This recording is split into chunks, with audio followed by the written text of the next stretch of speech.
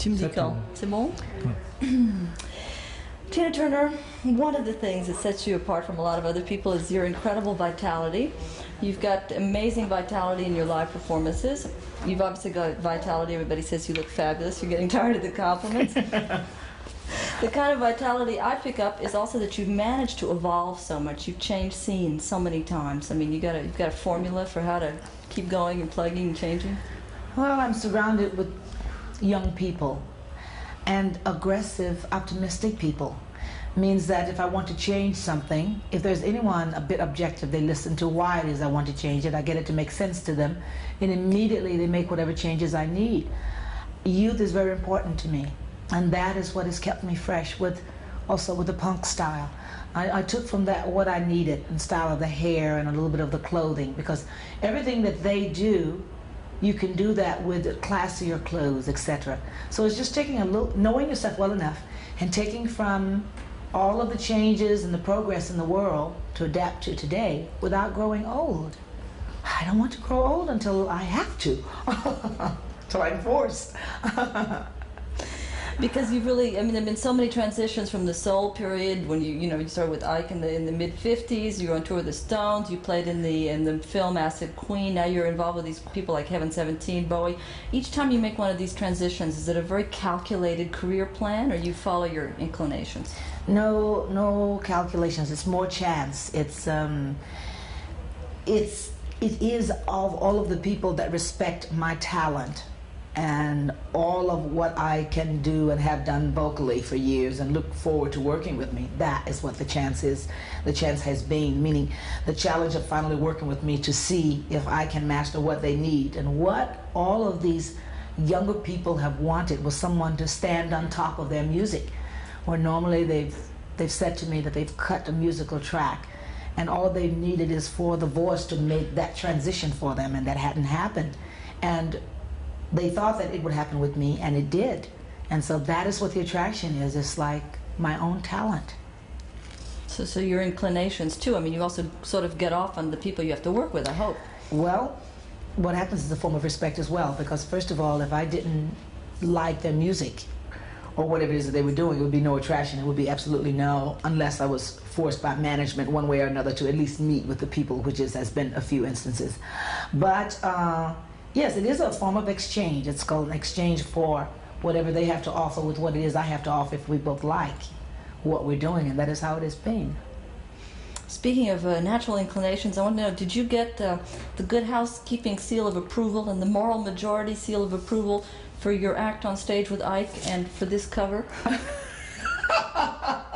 Very well put. You've done great homework. I did not receive the national approval from the people that you have spoken of, but I would say from the uncritically acclaimed rock audience, loved it. That's great. Some people have described as foreplay, which you used to do on stage with Ike. Can you imagine doing foreplay on stage with David Bowie? Is that answer enough? It's possible that that can even happen, you know. We'll see. You gonna turn that man around? I think he's turned around, actually. But then that isn't for me to say, you know. It's to be sort of left to the imagination. But he's very much a man in my view. I've worked with him on a one-to-one, and I've met him on a one-to-one as a man, as a gentleman. And he is an eccentric person, and I don't view him as others do. It's simply, to me, a visual actor, because you portray all kinds of people, even being the different sexes as well. But he is definitely man.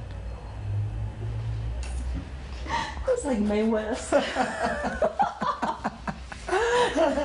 Remember when they said, "Oh my goodness, what a beautiful coat." And she said, "Goodness had nothing to do with it." She was great. Imagine that Midler. That is our 1984 Mae West.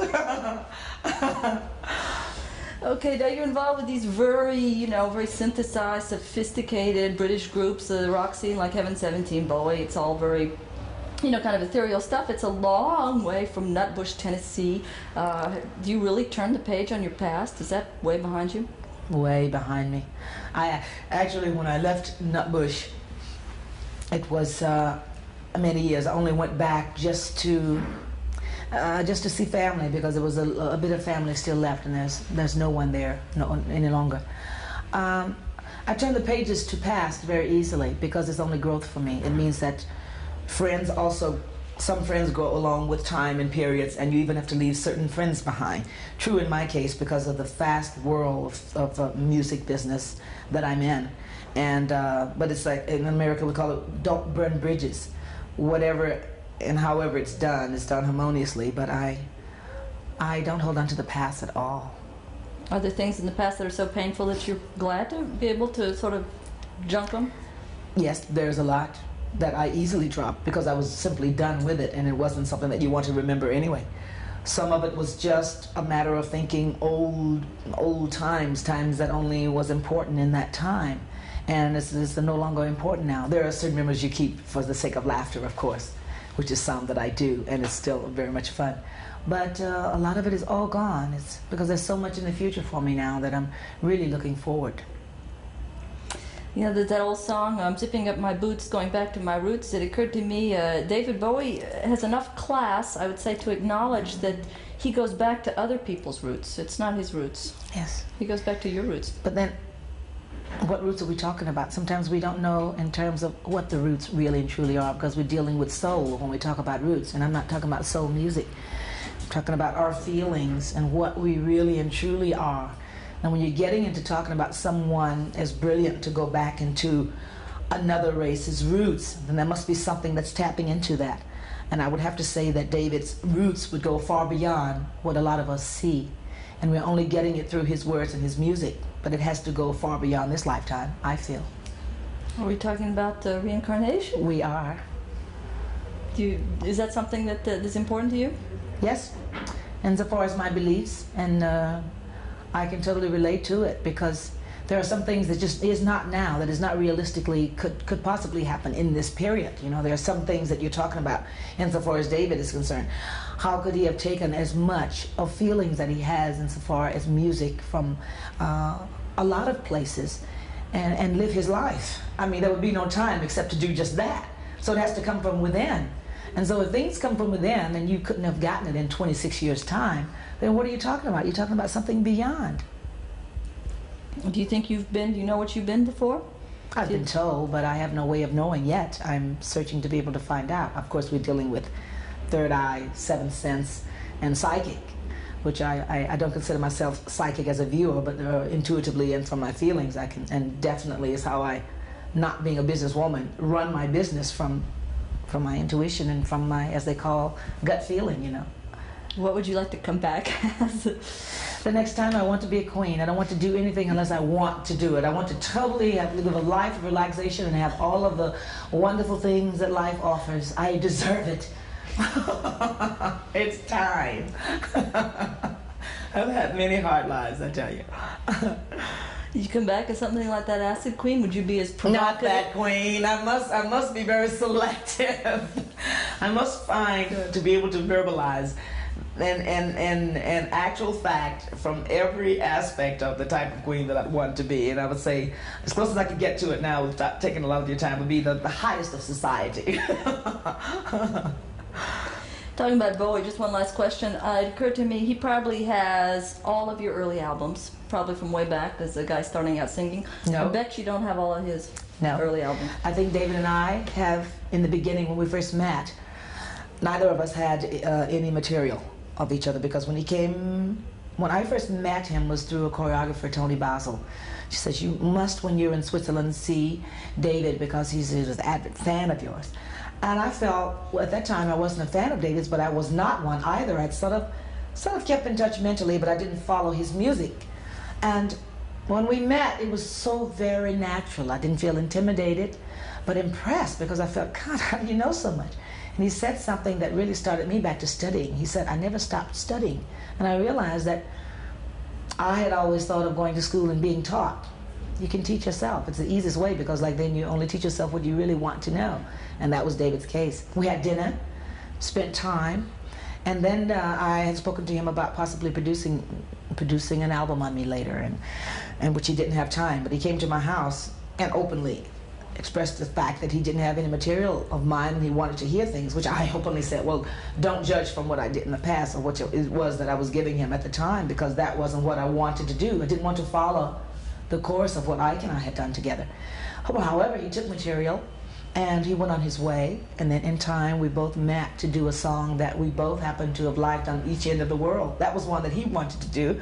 That was one that I wanted to do from the very beginning.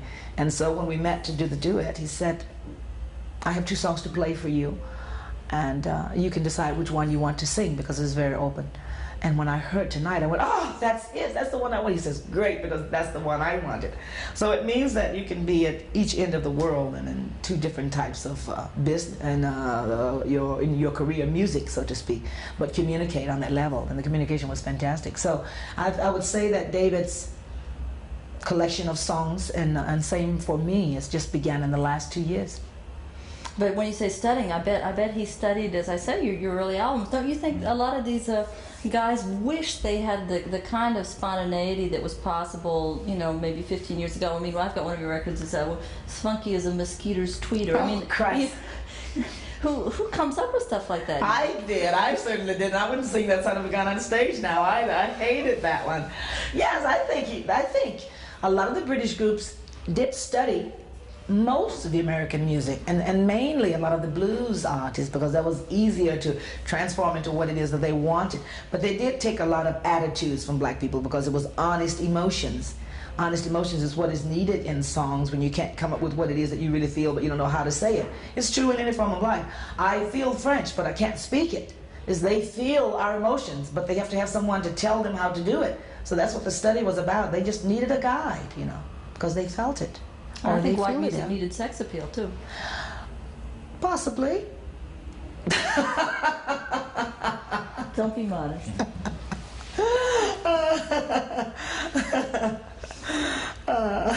Is he fun to work with? Is there a rapport? Is it necessary when you get 2 big pros together? I mean, can you just go into a studio and be very cold and say, we'll do this, you do this, I'll come in here? Or is it much better when you have sort of rapport?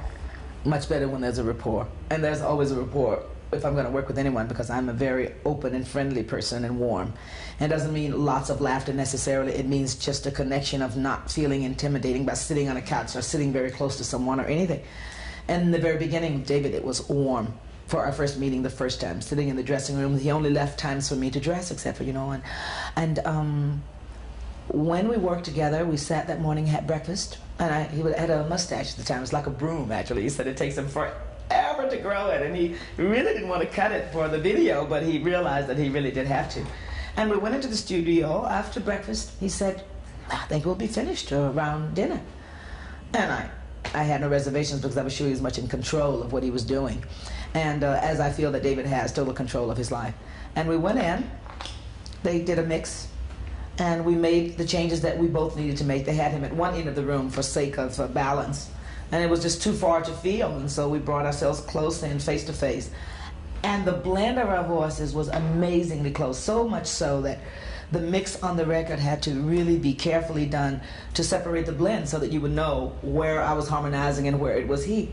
And afterwards, about 4 o'clock, after entering the studio about noon or 1, about 4:30, he called the chef and said, we'll have lamb and red wine and for dinner. It's just a matter of course, we're done. And we were all grinning because we had gotten what we wanted. And there was no need for a second side. He said he got what he wanted, and that was it. So we were very pleased. And okay, I think we'll stop this little baby for a second here. You know something, I hope you won't take this badly. We were disappointed. We wanted you to be in a skirt. Yeah. Really? Don't tell this. We could have understood. No, but I mean, it's just because, you know, when you have something fabulous showing. Okay. Tina Turner, I know you went through a couple of financial difficulties after you had a lot of contracts and obligations and stuff to make up. Now that things are really rolling, I want to ask you a very important and a very materialistic question. Like Marlene Dietrich, like Sid Sarish, have you insured your legs? Oh, well, I tell you, we're talking about culture here. And I remember the days when people asked, do you take vocal training to hit the notes? And do you become hoarse? I said, no. And then people say, and do you eat well before you go on stage or whatever? And I said, and I answered, sometimes when you are taught, you're brainwashed. And if you're never taught, you sort of do it naturally. I never felt the need to insure them because I felt that they were fine. They were put here to motivate me, and I didn't have to put specifications on them or put money away for them. If I broke one, I would keep going and I'd be fine. It would be covered naturally. I don't get real paranoid about a lot of little pincy things that some stars get crazy about. They're fine. They're all right. They're insured as long as I am. No, I haven't. I think if I probably did, immediately I'd be on crutches. You don't have $10,000 riding on each knee? No. I was going to ask you to run down, the length of everything and tell me how much each one was. I just want to do that. Speaking of your voice, I love that thing you did, and of course there's a Proud Mary when you say, well, you do it nice and rough. Oh, you do it well. What kind of gymnastics? So you do a Jane Fonda thing with your vocal cords to be able to do that stuff? I speak very low with a very deep voice. Naturally, my sister and my mother, it's hereditary. I don't use this as a speaking voice very often because it's so deep and it's almost, how do you call it, mumbling. It's with so much resonance. So very often when I'm speaking to the press or I'm in a crowd of people socially, I don't use the deeper voice of mine because I find that the lighter one is much more pleasing and easier to be understood. I use it as a command. And the voice is used as a command on stage with making a statement, etc. is how I use it. If you would intimidate me at this moment, you'd find immediately the voice would switch because at that moment I'd become totally out of control in a sense, and I'd go what is natural, But that was all a part of a stressed point because I think I was nearly in tears when I recorded that song. There was something going on between Ike and I in how it is that I was delivering that speech, and I felt, well, I made it up, you didn't make it up, I know how I want to say it, or whatever it was, something similar to that, and I was very, very upset. So I think that it might have been even more chorus because I was nearly in tears on that one. So it was like, I might to do something nice and rough. But the real truth is that I was nearly in tears, but my voice is really quite low. But you can in any moment of the day you can just muster up those It's wonderful. natural. This is the lowest or even lower, or if you tend, I could even go lower. It depends on my mood and what I'm suppressing at the moment. The angrier I get, the lower I go. The happier I am, the higher it goes. It's natural. That one is dealing with emotions and, as I said, making commands. That is natural for me. And I speak in a falsetto voice, and then I speak in one which is very natural, which is close to now. But that deeper one is much lower than this, and it is a natural one. People ask all the time. Yeah, it's easier. It's easier also to sing very high when you have that much depth as well, because you can go as high as low as you can get. So that was something that, given this lifetime, is fortunate for me because my range is amazing. Especially when I'm in good form. Can you go from the lowest to the highest like in 3 seconds? Yes. Don't ask me to do it that. It sounds just like that. You can't do it. I don't believe you can do it. I don't believe. Okay, the next time I'm performing, I'll say, and this is directed especially to you, and I'll hit those too. But it is true, right? All of the people that you have spoken of that was involved with this last album was amazed with my vocal talents. It's just been sitting there waiting to be used. So it's here, and I'm using it now, and I'm glad that I'm able to. Yeah, that's nice on the album. You do have both nice and rough. It was to show that off and to show people that I can really sing. You might not like it, but finally it's not screaming and it's not in that high key that nobody can even understand what you're saying, And I always wanted to just get that, or to make that statement, and that's what this album represents. An album of song for me, because finally I get to sing and I can even listen to it comfortably. Absolutely. Okay. Here's a question. I don't know, it's a theory. It occurs to me that attitudes have changed a whole lot since you first started in show business, and it occurred to me that you probably, we were thinking about this with friends last night on the phone, probably the first black woman who, for a huge percentage of the male white population in the States, was a real turn-on. Yeah. So some things you shouldn't say to the press, huh? Especially television. I don't know, I think the attraction is a balance, is give and take. It's the same for me. I've always been very inspired by white music and a lot of the styles and attitudes of the white races. So I think a lot of that has come across because it's a form of communication, attitude about yourself and your culture, and taking different cultures and mixing them. However, I think that the actual attraction is the physical, because basically in black music, everyone is sort of, you can't call it lazy, but they feel a groove of something very groovy, or it's a two-step situation. Well, I don't have time for two steps. I mean, it's never been my idea. And so the energy that's put into my work, and the honesty in the whole thing of not being fake, has just won everybody over. That means my race as well. And you find a lot of the black race now, the younger kids are saying, I like your music, I like what you're doing, because they're a bit tired of the laid-back attitude. Yes, I'm a great crossover. It's something that happened naturally because of my natural attitude towards music, towards life, and towards what music inspired. And it was all natural, nothing taught. Just a little bit of taking from here, there, attitude. And what that was about, it was always about trying to be more, because it's what I desired. And so that's what you get. Then you start getting the crossover in the... But I think you pushed the attitudes. I think you gave them a shove with your physical performance on stage. I think a bunch of guys just all of a sudden woke up and discovered something. Yeah, it was. It was also, I also won the women over, which is triumphantly, that is definitely a victory, because if you can get the woman, then you've got it fairly made, because like, she's basically the ruler. She is. We are. But that is the real truth. And I learned it years ago. I think I was about 26 years old. I realized that I was attractive and intimidating to a point. And I would see the women looking at me with that, and I said, I'm not a threat. I'm not here to lure anyone. And I decided to start working to the women. And so I won. Because I wasn't after their men. I didn't want theirs. I wanted my own. And so I sort of, but it wasn't a matter of just working straight to the woman. It was giving her the attitude is that, no, that is what you're thinking is not what it really is. And so I won them both over by shoving it into their faces. It's the same as the situation is now with people saying, how do you do it? And how do you do what? It's naturally me. It's how I am, which has nothing to do with anyone else or anything else. So it is a form of forceful energy. To say, I demand that you watch what I do and see what I do and accept it, because it is real and it's authentic. Is there any sort of lessons for the rest of us, like you can do it too, honey? Yes. Come on, get out there and do it. What was something yesterday? It was crazy at the airport, and the women were panting, and I said, oh, well, here it is. There's some that would never do it. I mean, they're just not built for speed, you know. It's like certain cars. They tuttle along, and then you get the ones, the Ferraris and the Jags and the Porsches. They just leave them behind. And so they are respected, they are loved for their beauty, and they go on. But, you know, that is the difference in the world also.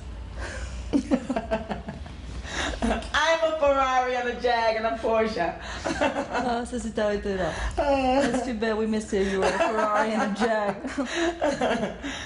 J'ai encore